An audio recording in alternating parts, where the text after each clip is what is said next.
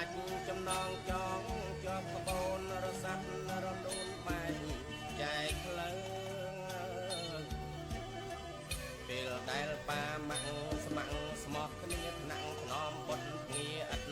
មងសៅបបោកអង្អែលបីបំបាំងកូនប្រុសស្រីពៅនៅសែនសុខហើយ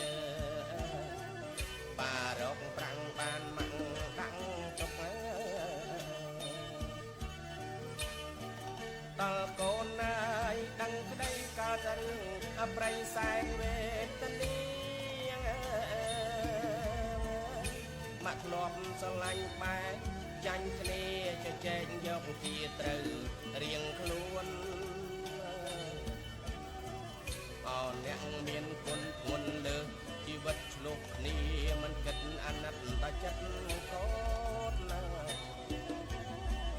ប៉ាម៉ាក់ថ្នាំងរៀងខ្លួនតើឲ្យរូបកូនគិតទៅផ្លូវណា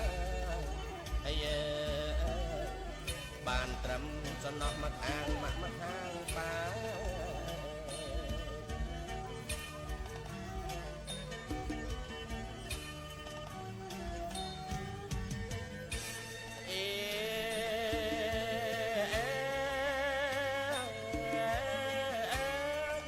ម៉ាក់ខឹងប្រឹងឆ្លុះបង្កចំលុះមិនតក់មិនស្រារឿងរ៉ាវតិចតួចគួចក៏កាយឲ្យបានវែងឆ្ងាយខ្លាយជាសៅមកម៉ាក់ខឹងហ៊ានប្តឹងប៉ាដាក់គុកគ្មានគិតសុកទុំគ្រាដែលកន្លងកូនស្រែកយំអោបប្អូនបងដាច់ហើយចំណងសម្ព័ន្ធកំរងគ្រួ